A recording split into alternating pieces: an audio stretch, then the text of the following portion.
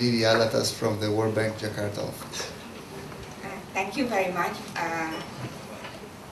What I will talk will be very much complementary with what Rachel already discussed. So you will not really have like a huge debate like from me and Rachel in terms of like universal versus targeted. I think that both of us also have the same things. That there is no panacea.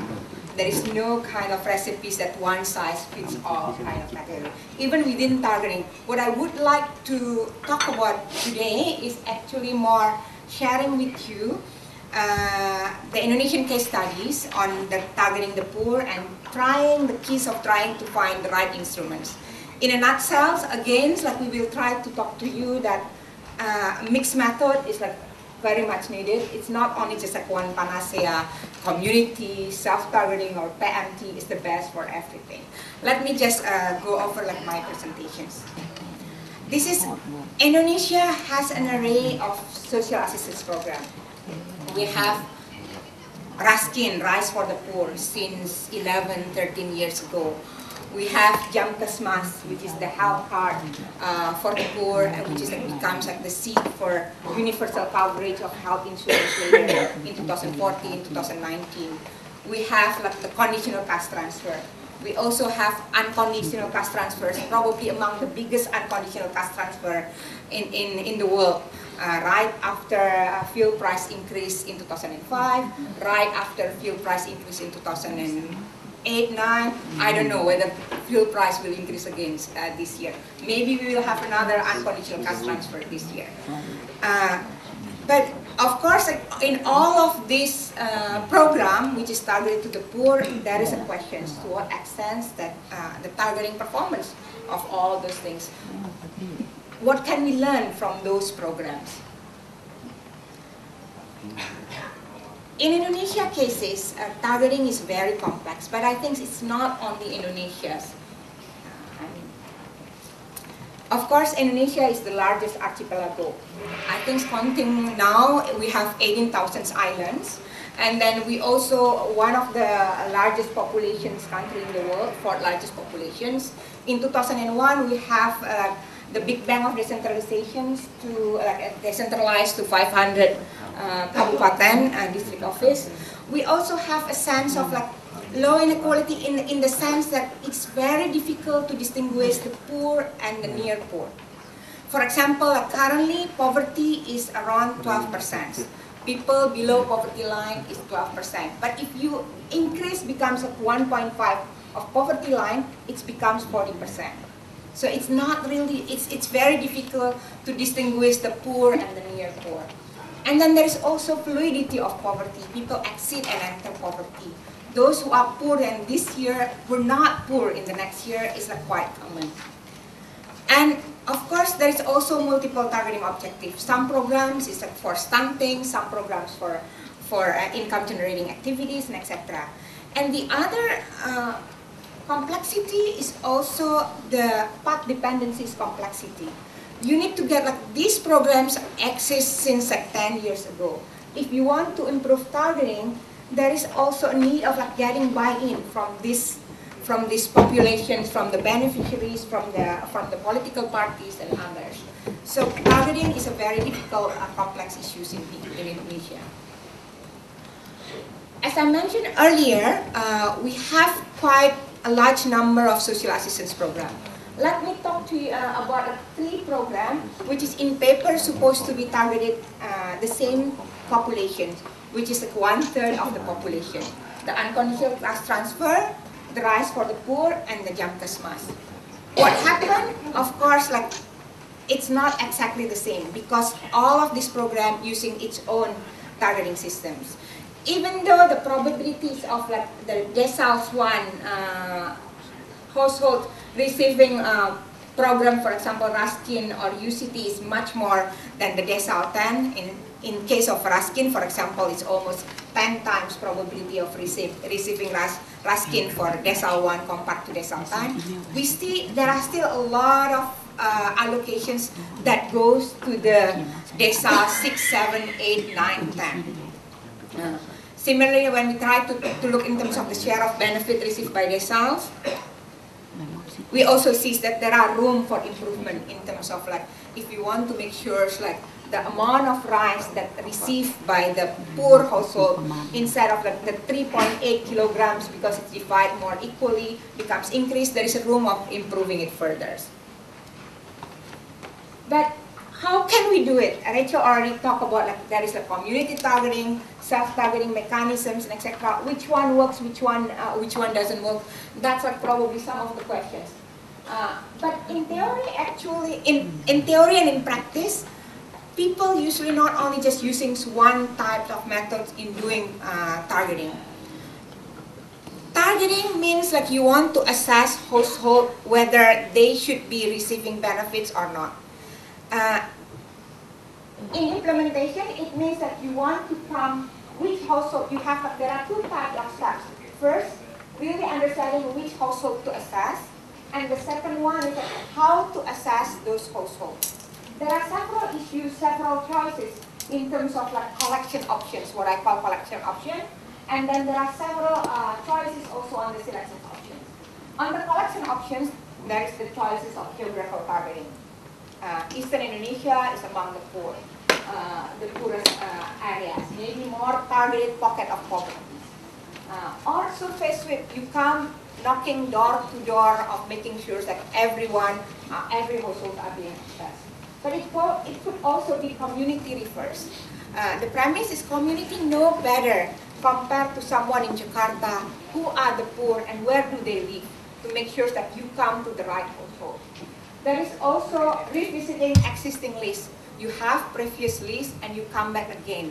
Are they still be the one that should receive the benefits? For example, using the BKKBN list, the previous list, when Indonesia tried to have the first UCT program. But it could also be self-assessment in terms of that they come to you, or on-demand applications. There's a choice of mean testing, which is mostly in different countries, verify income with records, but also proxy mean testing, which is using household assets to make statistical score, or could be, as Rachel mentioned earlier, categorical, young, old, pregnant, disabled, etc. Or community are the one who choose it. In theory and in practice, a max method can be applied in different areas or contracts. It's possible to have a combinations that community refers, but at the end, proxy mean testing is being used. It could also become possible to have a kind of revisiting existing list, but you also allowing community to throw out, eliminate, or putting additional people. And in Indonesia, actually, a lot of the time in all of those programs, it's actually already a combination. For example, on this unconditional cash transfer, community, the hamlet leaders provide the names of the people that needs to be interviewed, and then later on, you have like the Central Bureau of Statistics come to those households. In some other areas, for example, the previous Ask a Skin, community identify, oh, this is the people that should be receiving that, and they give the surat miskin, letter of being poor, that can be used to get those cards. So, but what happened, what we would like to do at the moment is just trying to understand better empirically what works and what doesn't in all of these choices. So, the bank with Government of Indonesia and then JPAL, MIT Poverty Lab conducted 2 field experiments to test targeting methods. In the first experiment, we did not do it in conjunction with existing program, but just given some monies at the end of the experiments. But then, of course, people come back to us, oh, that will not be the same one if only what you give is a very big amount of money instead of the 30,000 rupiah at the end of the program. So we did another targeting experiments also, but this is it's in conjunction with expansion of the CCT program, the program Keluarga Harapan Indonesia. What kind of method that we try to test with this targeting experiment? The first one is the usual PMT, but even those PMT, we do it in 2 types of variant. In the first variants, we visit all households and interview for PMT. This is on the targeting experiment 1. On the targeting experiment 2, we try to look how we can update the previous list. So we revisit previous list of the poor and re-interview to update PMT data. This is the current practice. In Indonesia, every 3 years, Indonesia did another recertifications of the data. For example, like the last one in 2011, and possibly there will be another one in 2014. The second one is like on this community-based targeting. We also have two types, like several variants, but you could talk about it as becomes like two type of variants. The first one is community select beneficiary from all households in the village. Community do the selections and then like cutting off, like this is the name and address of the people that got it. The second one is like more on the community works on existing lists, but they can add additional household, and they can also swap out PMT household for new households. The last one is more on looking at what we call self-targeting, but probably some people in other countries call it on-demand applications. When you ask, anyone can apply, but of course, in these cases, they are being interviewed, verified, and also assessed whether they should receive based on using PMT again at the end. Let me just give you an examples of like, this is the PMT interviewer. They come together. The PMT interviewer is like from the Mitra of Central Bureau of Statistics. They came and asked the questions of like around 2 or 3 pages questions regarding the type of about their housing and other characteristics. And this is like one of like the examples of the looking at the quality of roof, wall, and floor are likely some part of the score within the PMT. What about the community targeting? Of course, there are a lot of ways on like doing a community targeting. The one that we did in here, we have a Hamlet leader meeting. Hamlet is like roughly juries around 75 to 100 households per Hamlet, and there's a facilitators, and the facilitators talk broadly about the discussions, getting a discussions of like the concept of poverty that this community thinks about, like what constitutes poverty. And then they have all the name of the household, and then 2 of the name of the household is being put. Which one is poorer, Vivi or Ririn, for example, also. And then the community discuss, oh, Vivi is poorer than Ririn, for example, and then they put it in this category and put it in at the end. And then coming back another name again. If we compare this to Ririn, is it poorer than Ririn or is it poorer than Vivi? If it is Ririn, between Vivi and Ririn, then they will put it in the middle. So at the end of the day, you will have a ranking of this 75 to 100 households from the poorest to the richest in those particular hamlet. We also do 2 types of variants of community. The first one is community, not everyone in the whole community, but only what's being called as the activists, the elite, both the formal elite, the hamlet leaders, etc., or it could be the informal elites, for example, the teacher in this community or the religious leader. Usually around 5 to 7 members of these elites, and they discuss together with the same kind of systems facilitated. And what about self-targeting? On these self-targeting mechanisms, what we did is that because it's about CCT program, in the beginning, there's a village meeting was held to explain about the CCT program. This CCT program is for the extreme poor people. This is the kind of conditionalities that you have to do, and etc. Those kind of things. And then also, like, what are the procedures to apply for self-targeting? So they got the scheduled day and time, and household who would like to apply return for PMT interview. They were being interviewed and then asked all the questions that similar to the PMT questions. And for those who passed the certain score, they were verified people like Central Bureau of Statistics officers came to verify whether indeed like their conditions is as they mentioned in their interview. So the questions is, which methods works better And how effective are community-based methods for updating and is there elite capture? How effective is the on-demand applications, or what we call here self-targeting for updating? Let's see one by one. PMT was found to have the lowest rate of mistargeting overall if we just look in terms of like the mistargeting compared to this 30% of target group. But as Rachel mentioned earlier, not every error are created equal.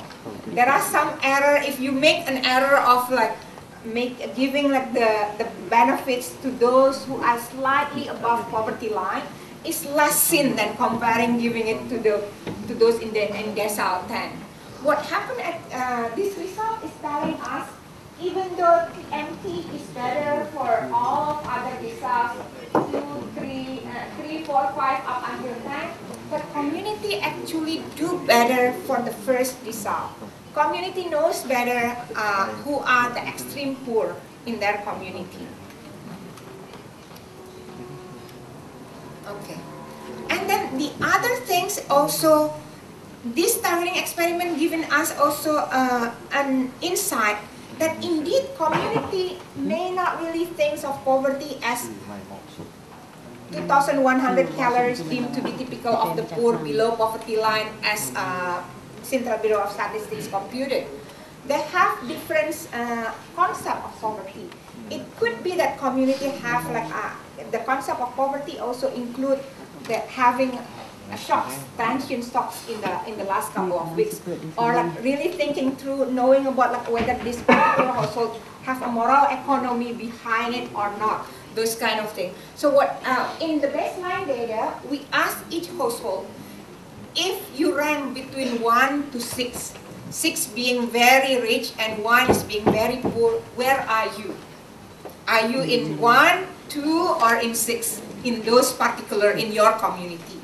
And what happened here, we see that the PMT correlates more highly to consumption, but community correlate more highly to the household self-assessment. So this is give us an indication that what community have a different concept of poverty. That's not just about consumptions, per capita consumptions only. What about elite capture? Interestingly, we do not have, like, remember that we have two different variants, that we did the community targeting only with elites and the other one with the whole community. And the result, it's very similar, both in targeting experiment 1 and targeting experiment 2. We do not really find enough evidence that there is elite capture. But of course, like the way that we conduct community targeting here is not only just for one people. There is like 6 or 7 elites together. Maybe it's more difficult to make a collusion of capture. We also try to look based on the data amongst the non-experimentally targeted programs on UCT, HEALTH, and RISE. We do not find much for the one that there is some elite capture, but mostly on the HEALTH program. And usually at those times, the HEALTH programs, there is a possibilities that you get like this letter of miskin when they are already sick. So sometimes like those who are already sick ask to the community to get, and for that part, like those who are linked to the community leader probably have like ability to get this letter more than those who are not that linked to the community leader. Okay.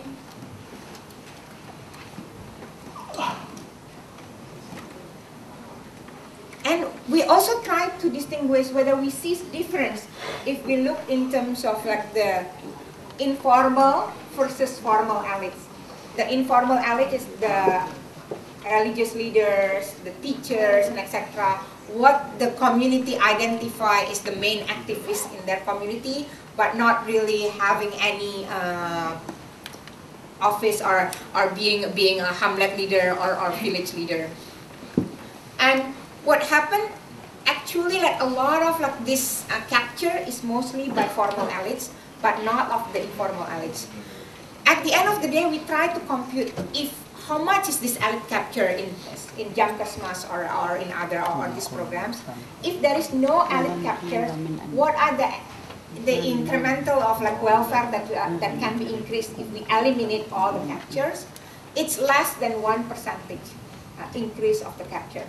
So in conclusion, there is some elite capture in this big program, but those elite capture is very, very small. At the end of the day, it's probably eliminating the elites will not really give us like much more input compared to improving what we see like from getting the buy-in and improving of the extreme poor allocation. And the other things also, and interestingly, we see that elites are more likely to get benefits when there is extra quota. In some of this UCT or the Raskin, there are some areas that get the benefits much more than they should have been given. And we see like more evidence of elite captures when the total quota is exceeding what they should have been given. So elite feeling I can get something when there is an over quota already. So the conclusion, elite capture I think is not really a big problem in these issues. What about the self-targeting for updating? Rachel already talked about like why self-targeting works or didn't work on that particular examples that Rachel mentions. What I would like to share with you is that the results of the targeting experiments. This is on-demand applications. They can come and apply for the CCT program. Waiting times were significant. Sorry. Households were asked to wait for about 3.5% hours. And 14% of households had to return the following day because the wait was too long. But overall, the application process generally went smoothly. There are few cases of conflicts, disruptions, or violence. When asked how smooth the process was, household responses were no different than the control treatment, which is the one that not really, just the PPRS 08 household visited at home, the usual PMT method. Let's see about the results in here. It's actually, in terms of on-demand application, the poor were significantly more likely to apply than the non-poor. It encouraged the poor. It did discourage the rich. However, there are still around 40% of the decile one who did not apply. And the main reason for those who did not apply was they were unaware of the process. So if people would like to do on-demand application, it's very important the outreach is the right outreach to make sure that all the poor knows about it. Of the household which would have received PKH and did not apply, none did not apply because of the effort involved. There are some, if only we just use with the old list, they probably would have received PKH. Some did not apply for that. What are the results? Indeed, what we see is that non-poor selecting odd mean lower inclusion error in self-targeting areas than control. We got overall, when we compare self-targeting with control, self-targeting in terms of benefit incidence analysis here, self-targeting do better in terms of both on encouraging the poor to apply and also both in discouraging the non-poor not to come. So self-targeting actually do better than the control in this reason. And what we see here, we also try to look at the consumption of self-targeting benefits compared to the overall. If we try to do survey sweep, we knock door to door, everyone being assessed. It's actually self-targeting households have a 13% lower average consumption. Exclusion errors are very similar, but interestingly, inclusion errors are even smaller when we compare self-targeting than the survey sweep. Everyone got a chance to be surveyed. Why? Because PMT has some error.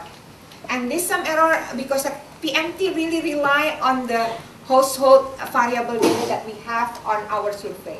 In some cases, you might have an error because of the method, because of the because of the formula that you are thinking like a decile 10% as a decile 3% that should get benefit of UCT. But in self-targeting, you give the ability for these decile 10% not to come. Even though if they come, they would have they would be given the benefits, but because they know that they have much more, they are not poor, they do not come. So in here, it shows that self-targeting actually can even be better than doing a survey sweep. At the end of the day, the questions, Indonesia have this unified database system, 2011, which already have done a lot of like improvement in terms of the collections and the selections. The one that I give you in terms of UCT, Raskin and Jamkesmas is based on the prior to the using of this PPLS 11 data. I cannot really give you the PPLS 11 data because only this year it's being given, it's being used for all of this program. So hopefully by next year we will get better understandings whether we see some more improvement of the targeting performance. There is like one, TNP2K did send this list of the PPLS 11 to the community and ask community to look at all of these names of the households. And community was being given chances to eliminate some of those households that they think shouldn't be there. And what happened, according to Pak Swa, yesterday when we talked, around like out of like the 500 that they come back and really 500 communities that they check in more detail, around around 6.5% households were being eliminated out of those lists. But there are still, if Indonesia would like to improve further this 2011 in 2014, what should Indonesia do? There is no panacea again. There is no, I will not say that go with survey sweep or go with PMT everywhere or go with the community everywhere or self-targeting everywhere. Survey sweep can be used, for example, in 2014 for high poverty areas. If there is a certain hamlet or certain village that you have like a really huge number of poor and near poor, for example, in Eastern Indonesia, there is still a need of like doing survey sweep to make sure that indeed there is no households that being left out. And self-targeting can be used in low poverty areas to make sure it's more cost effective. And indeed, based on the targeting experiment too, self-targeting can work. You could also have a community to make additions in areas with high, very poor exclusion errors, for example. And you could also revisit PPLS 11 additions and try to get a sense of like whether there is additional information that you would like to assess more. But those, you need to assess the quality of PPLS 11 to get better understanding what to do where. It doesn't mean that you need to do everything at the same way in everywhere. In some areas where you see the problem is that there are a lot of people not yet in the list, you probably treat it differently in areas where everything seems to be better than other areas. So in summary, self-targeting can be an effective updating mechanisms because poor much more likely to turn up than the non-poor. Many non-poor households selected odd of applying. Community PMT can also be an effective updating mechanisms. There is no evidence of elite capture despite considerable benefit levels. Community added poor household, community added some non-poor household, and more importantly, you get more buy-in. Household satisfactions with process significantly higher than control or even self-targeting. Each updating mechanism results in lower error than no updating at all, but a mixed method approach might be most effective.